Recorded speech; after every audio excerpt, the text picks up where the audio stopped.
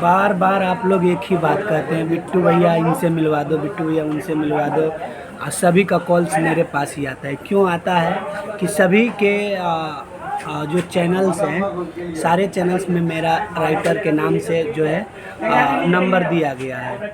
और सभी लोग मुझे ही कॉल करते हैं, बिट्टू भैया इनसे मिलना है, गोरखपुरिया भाभी से मिलना है, गुड़िया से मिलना है, विष्णु राज से मिलना है, रजनी कौशल से मिलना है, तमाम लोगों से बोलते हैं बिट्टू भैया मिलना है। तो आज फिर से हम आप लोगों को एक बार और समझाते हैं। नमस्कार, प्रणाम, मैं बिट्टू बाबू। कैसे हैं आप लोग? उम्मीद करते हैं आप लोग अच्छे होंगे।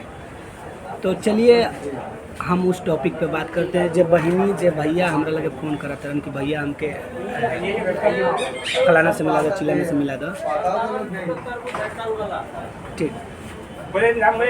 तो 1 मिनट टूट गल करिए नहीं। तो फाइनली कोई आ गया था, उन्हीं से बात करने लगे थे। तो आज हम आप लोगों को एक बात बताते हैं कि खुद के या खुद पे भरोसा करो, ठीक है। और खुद पे जिस दिन आप लोगों को भरोसा हो जाएगा, उस दिन आप लोगों को आगे बढ़ने से कोई नहीं रोक सकता। बोल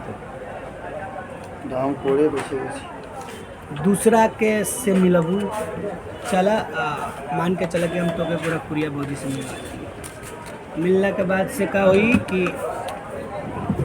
एगो उनका साथे वीडियो बनेबे, लिख रहा हूँ, एगो उनका साथे वीडियो बनेबो तो चाहे तू बनेबो तो वो वीडियो के व्यूज आ जाए 1 लाख, 1.5 लाख, 2 लाख, 3 लाख, चाहे जितना आ जाए। ओकरा बाद से तू उनका घर ही ना रहबू, चाहे ना रहबू, वीडियो तो फिर से तोहरे लोगन के बनाने के पड़ी। भले तनी मनी लेट, तनी टाइम लागी, तो खुद के चेहरा मतलब कि कहा जाए खुद के फेस वैल्यू बनावा लोग यार। केहू से मिलला से कुछ हो ही नहीं। हम बहुत रिक्वेस्ट करते हैं 3-4 को वीडियो बना दें, चाहे हमार वीडियो 100 आदमी देखे, 200 आदमी देखे, लेकिन जो देखेला ना वो अच्छे मूवी देखेला, ठीक बा। वही आदमी के हम समझावे के चाहते नहीं कि मिलला से कुछ हो ही ना भाई। अपन फेस वैल्यू बनावे के खोजा लोग कि हमार फेस वैल्यू बनो, अपन फेस वैल्यू बन जाए। तू अपने घरों रह के अपने परिवार के दिखा के या अच्छा ब्लॉग बना के तू लोग अच्छा खासा इनकम कर सको, ठीक बा। बहुत अच्छा खासा पैसा कमा सकता है। रहल हमार बात कि भैया तू काहे समझावेला, तू काहे ना करला, तो ओकरो रीजन बा बाबू। हमरा हम इकुली के पीछे भागे नहीं ना। हाँ, एगो बात है, लालच नहीं के हमरा मन में कि मतलब हमरा पैसा कमाए के बच्चा है, ठीक बा। ऐसा ही माँ सरस्वती भगवान की कृपा से हम अच्छा खासा नौकरी करेंगे, ठीक।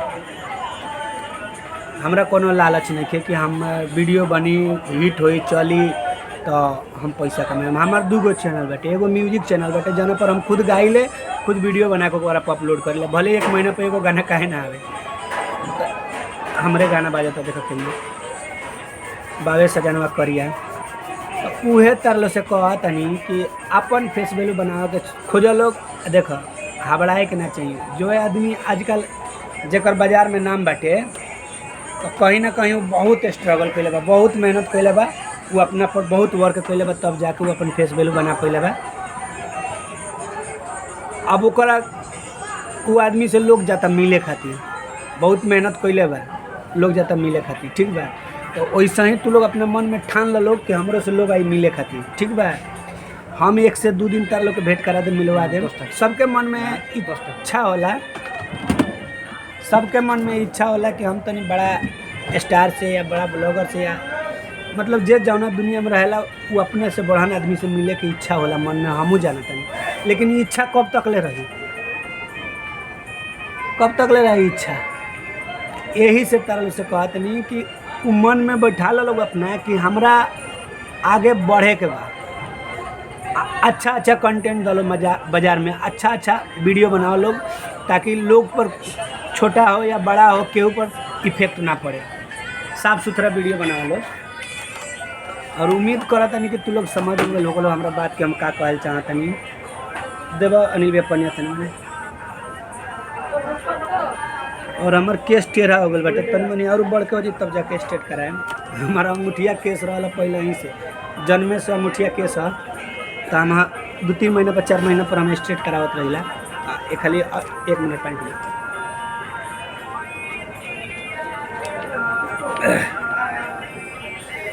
तो 3 महीने 4 महीने पर हम स्टार्ट करावत रहिला। ये तारा लोगन से हमरा कहे के रहला बात के, अगर हमार बात बुरा लगल होई कि हम मिलावे के डर से कहतनी तो तारा लोग के भूल बाटे, सोच गलत बाटे। मिलावे खातिर हम नहीं कहत, हमार बात के नहीं मानेला। अगर गोरखपुरिया भाभी के कहत रहम कहीं अगर उनके हम भेज देनी नहीं तो वो आसानी से चल जाए, या केहू के भेज दे मिले खातिर तो आसानी से मिल जाए। ठीक है,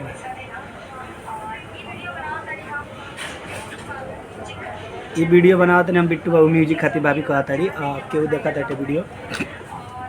यह बात बा भैया, रिक्वेस्ट करतनी दीदी बहनी चाची जे जैसन लगे सब कोई के रिक्वेस्ट करतनी कि अपन अपन फेस वैल्यू बनाओ लोग, आ खुद के चैनल पर खुद वर्क कर लोग, ना कि दूसरा के चेहरा दिखा के एगो दूगो वीडियो वायरल हो फिर वह दशा हो जाए। ऐसा दशा हो जाए जौन तारा आवत व्यूजवा नु, जौन 10,000 5,000 2,000 3,000 तोहार अपन व्यूज आवता ना, एक समय ऐसा नहीं कि वह व्यूजवा 200 300 100 जाए।